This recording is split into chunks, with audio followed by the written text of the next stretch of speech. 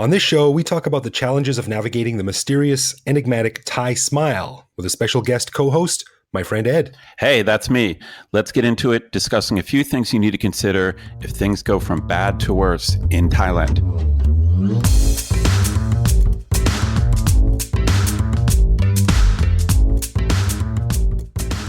Sawadee krap, and welcome to the Bangkok Podcast. My name is Greg Jorgensen, a Canadian who followed a friend to Thailand in 2001. He left, I didn't, and here we are. And my name is Ed Knuth. I'm an American who came to Thailand on a one-year teaching contract 17 years ago. So we want to say a quick thank you to one of our patrons, a superstar by the name of Paul Johnston, who supports us at the show's shout-out level. So stick around after we're done talking about our main topic today to hear some juicy gossip about Paul. And don't forget, if you'd like to support the show through Patreon or even by throwing a little bit of cryptocurrency our way, just head over to bangkokpodcast.com/support for all the details. So before we jump into the show, keen-eared listeners may have noticed that I'm not chatting with Evo tonight. Now don't worry, Evo is still here, but after his trip to Estonia, he is busy catching up on work and sleep. So we thought it'd be fun to have a guest co-host. And the first person I thought of was my old buddy, Ed. So Ed, you are officially the first guest host in the history of the show. Welcome to the Bangkok Podcast. Thank you. Thanks for having me. I'm certainly honored to be the first guest host. Of course, it's a special thing. It's a special thing. Are you nervous? A little bit. I've never done a podcast before. Cool. Well, I know you've got a long history with performing anyway, music and things like that. And you're the guy at the party that always whips out the guitar and starts singing. So you're used to performing in some way, shape, or form. That's not really true about the guitar, but Come on, you whip it out at the parties. I've seen you. I just whip it out just so I look like a player. Right on. So what did you do for New Year this year? New Year's Eve this year? This year was pretty chilled out. Like I said before, I've been in Thailand a long time, so I've done a lot of different things on New Year's. My favorite thing is actually to get a boat on the river and watch fireworks, but I did not do that this year. Instead, I just hung out at a buddy of mine. He has an outdoor restaurant, and we hung out. It was kind of Thai style. There was a Thai band, loud music, good food. So it was a good time. Cool. How many people? Was it like super crowded or the venue? Not so crazy. The venue was pretty crowded. We had a gang of about 10 and just ate and drank. It wasn't super slammed. It's on Ekamai, but it was pretty busy. Oh, that's cool. I had a super quiet night, man. I just stayed home, managed to keep my son up until midnight, and he saw the fireworks for the first time. Pretty impressed. Wow. And then we just went to bed. That's it. Well, that's a dad thing. That's a dad thing to do. Yeah, it was. And we were wondering, like, should we put him to bed and then wake him up, or just keep him up? So I decided to keep him up. And it turns out the dude is a total night owl like me. And he didn't even notice. It was just like playing with cars and watching TV and stuff like that until like 11:30. We went downstairs to watch the fireworks. And finally at like 11:45, he's like, "Daddy, I'm tired." I'm like, "Now you're tired."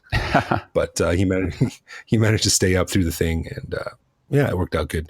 He got back upstairs about 12:25, and he hit the pillow and zonked right out. Gotcha. Pretty soon he'll be binge watching Netflix all night. You got to be careful. Yeah, well, I mean, the only reason I don't is because I got to be up early for him. So maybe we can both do it. And I can finally get back to my old schedule.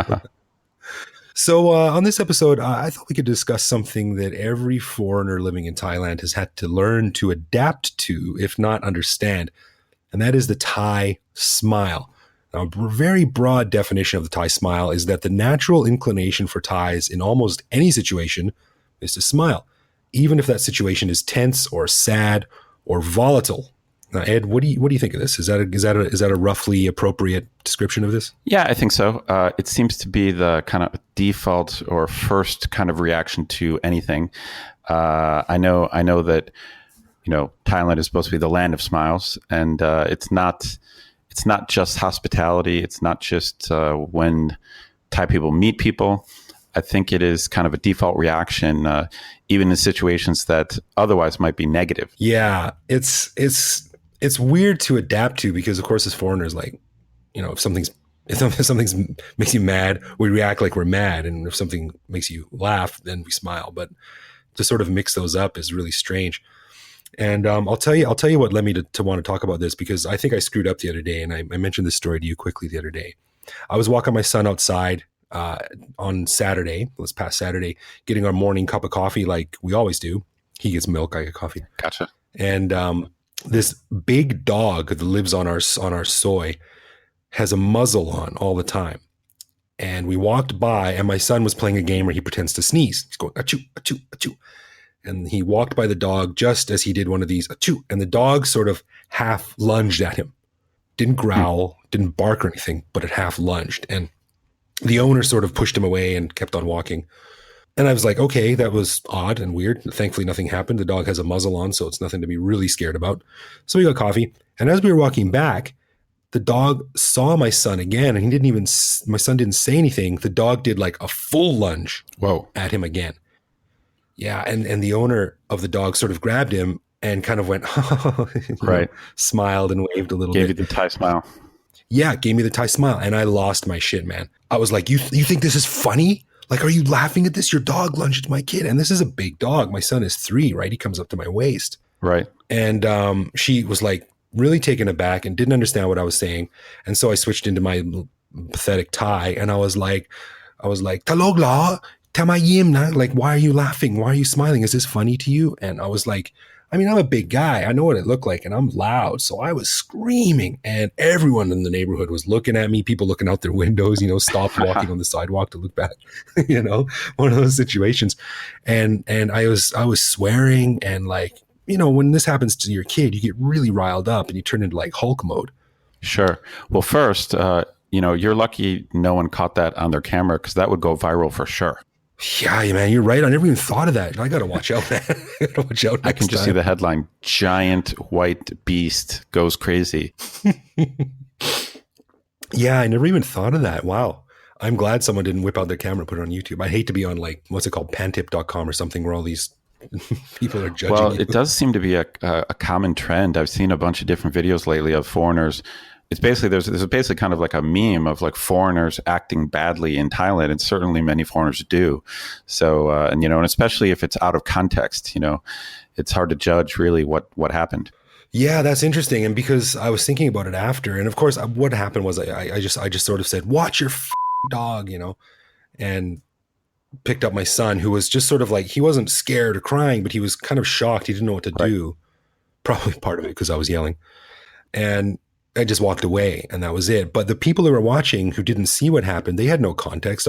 They turned around and saw me yelling at this woman. Right. And I was pointing at the dog, but that doesn't mean anything. So I really thought about it a lot, and I felt bad. And I was wondering, like, on one hand, I probably handled that wrongly. I should have understood that she understood that it was not funny. It's just that that's how she's reacting.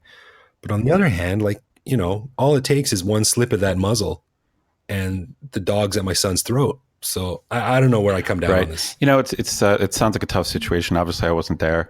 My immediate reaction is that I think because your son is involved, you did react kind of emotionally and quickly. And so as a dad, I feel like you can't really be blamed for reacting the way you did.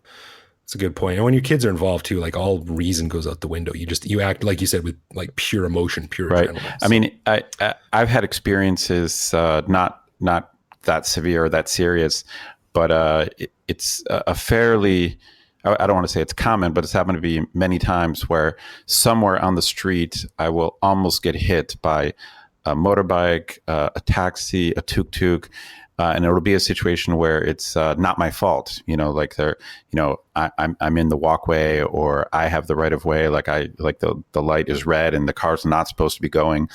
And someone will come close to hitting me, and I'll jump back kind of in shock. And when I look at the driver, their immediate reaction is just to smile and sometimes even kind of laugh at the situation.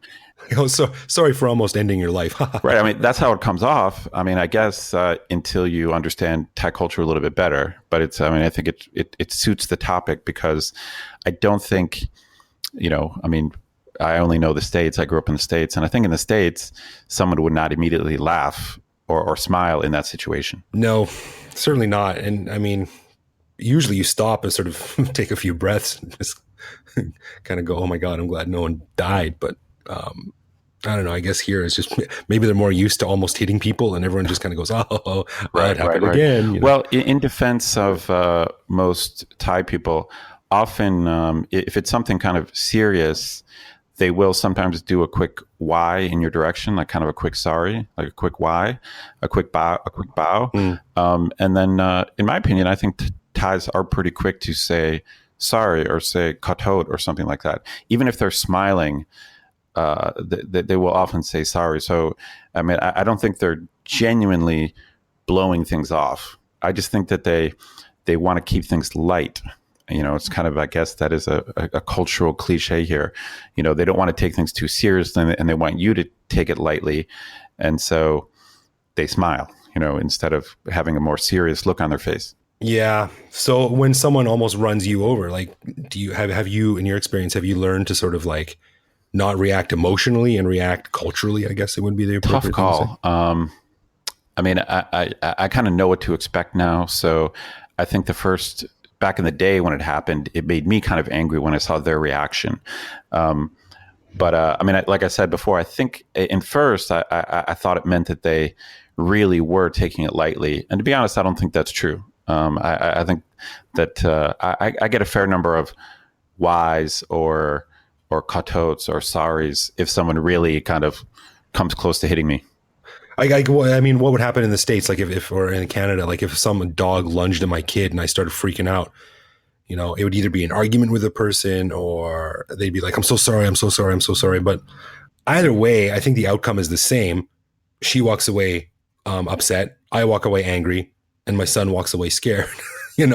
Like, Right. no matter what, like even if we yell at each other, that happens. If she smiles and I go, oh, my penai, that it's the same situation. But I don't know if her behavior will change if I yell. Like, I don't know, man. It's just I don't want to keep coming back to this one particular incident, but it's just hard to react with your brain instead of your heart. Of course. Having not been there, but being your friend and knowing, of course, that you must be right in all cases. I think at the very least, I think you deserved like a sorry. Like most Thai people know the English word sorry. Like they might be a little bit uncertain whether you can speak Thai, but at least she could say sorry, or something like that. You know what I mean? Yeah, I don't know. And you were saying something about how everything good in Thailand comes from Thai people. Yeah. It's kind of something. I don't know if I heard it or came up with it, but for years I kind of realized that there's kind of a universal theory of Thai culture, and or it's a very simplistic explanation of things. But my theory is that everything good that happens in Thailand comes from the fact that Thai people are so nice, like genuinely nice people. But the flip side of the coin is that everything bad that happens in Thailand also comes from the fact that Thai people are very nice people. It's kind of like, that's interesting. It's like niceness. It seems like it's a positive thing, but I think Thailand shows that nice is not always the best strategy or the best social way to deal with things. That's a pretty deep thought, man. I don't know how to take that. Yeah. It'll take me some while to digest. Sorry, man. I didn't want to mess you up. No, it's good. It's good. Like, I guess so. I think there's some benefits to not covering up everything with a smile. Sometimes you just need to get it out, to speak honestly and stuff like this. And this, of course, is all tied to the whole concept, which is popular in Asia and very popular in Thailand, of saving face. Like, above all, you must not lose face. And that's what gets people in trouble a lot of times. And if I keep reacting like this, will probably end up getting me in trouble. Is one day I'm going to yell at the wrong person and he's going to pull out a sword, or something.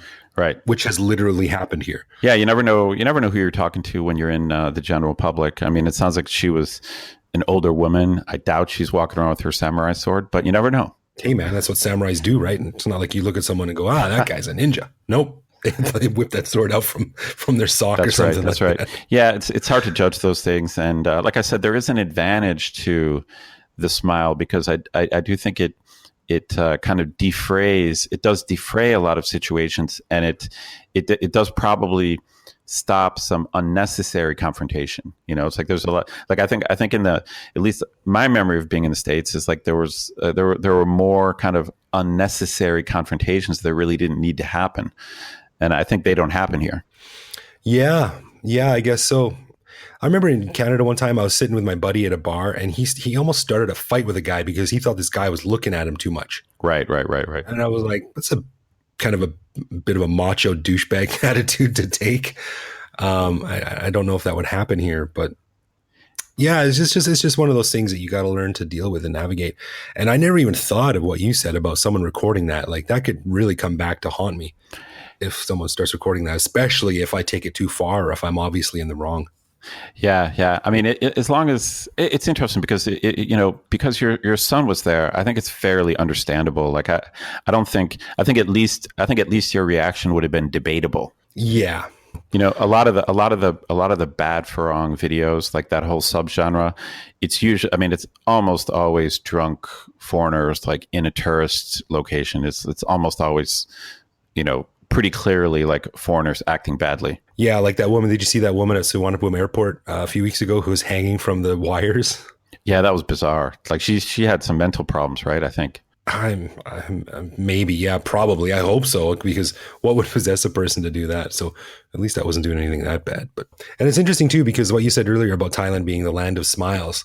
It's a theory I have that one of the reasons why, and this is kind of almost a completely different topic, but it's a theory that I have that one of the reasons why there's so many victims of scams here, the gem scam, the tuk tuk scam, and all that stuff, is because that ad campaign, Thailand, the land of smiles, has been so successful that it's brainwashed people all over the world to think that everyone in Thailand is always nice. Yes, no, that I completely agree with that. I mean, I think that I think people who are well traveled, they understand that tourists are often the target of scams, and they can't believe everyone.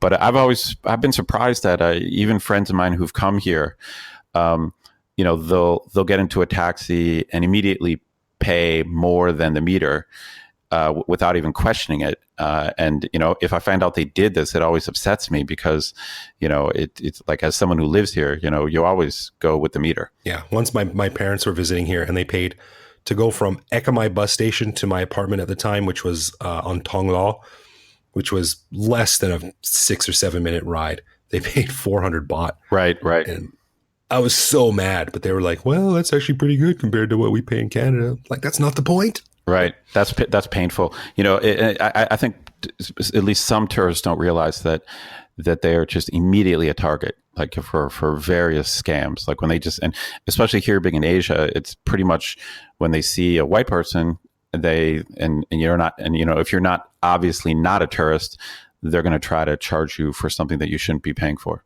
Yeah, it happens a lot.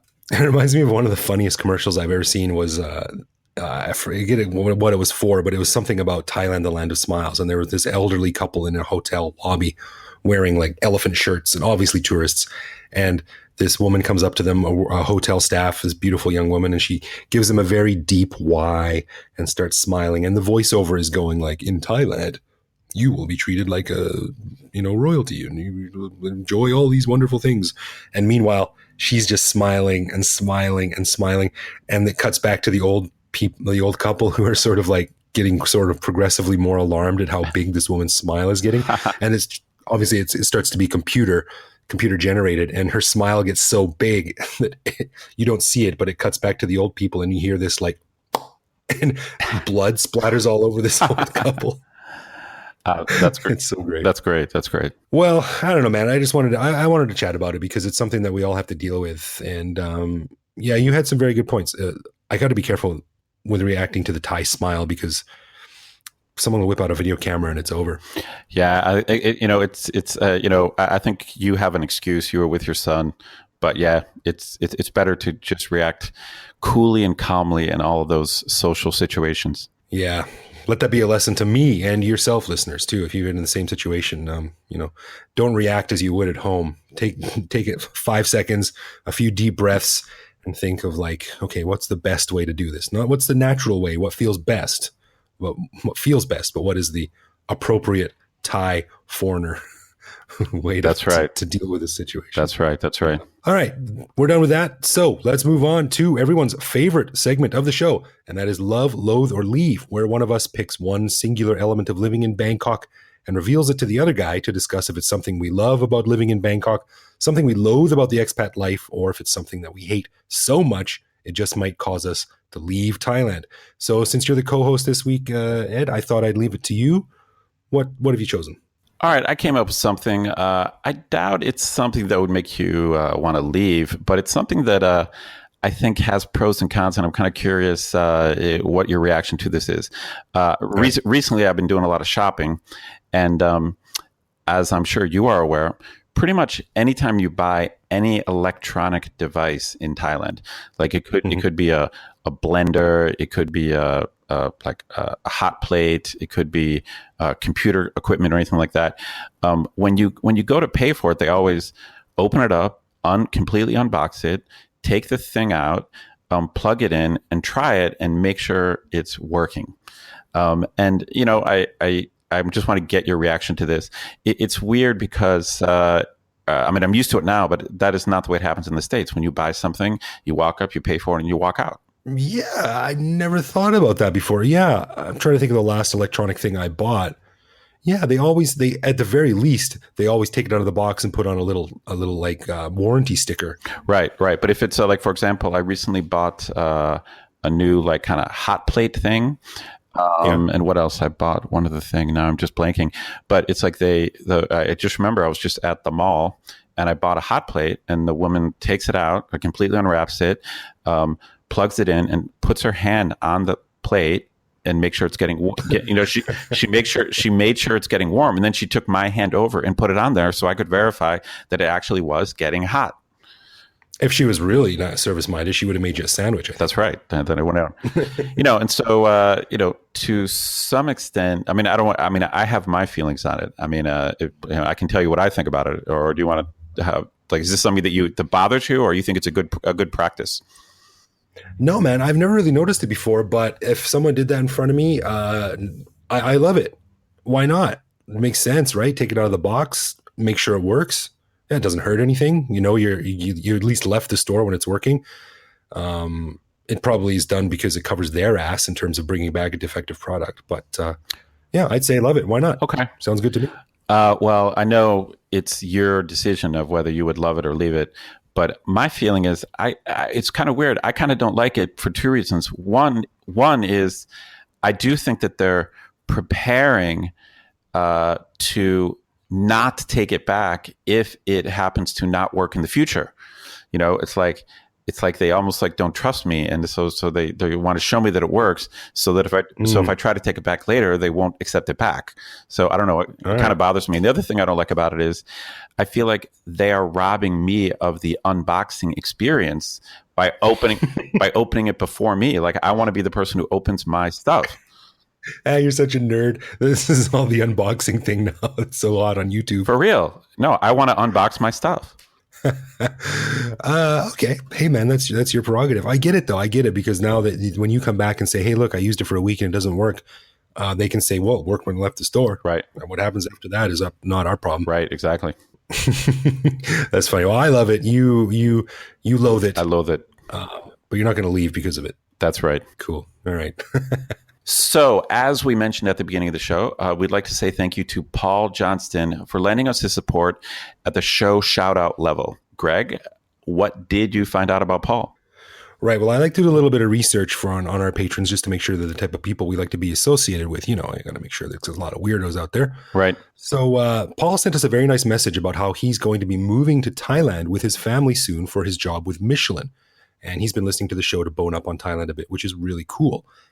Now, for most of us, we don't think much about tires. When we think of Michelin makes tires. They're rubber, they roll, end of story. But for Paul, tires are life. So I got to wondering why he's dedicated his life to tires. It turns out it's all because of a song he heard. Whoa. Now check this out. The lyrics to this particular song moved him. They spoke to him, Ed, on a deep and personal level. He realized his calling was to provide the best damn tires money can buy. So let me read some of those lyrics to this particular song here. Are you ready? I'm ready. Somewhere some girl is crazy and some boy's half out of his head. Somewhere somebody's fearless and someone won't wind up dead. Somewhere two hearts are pounding and they don't care what's correct.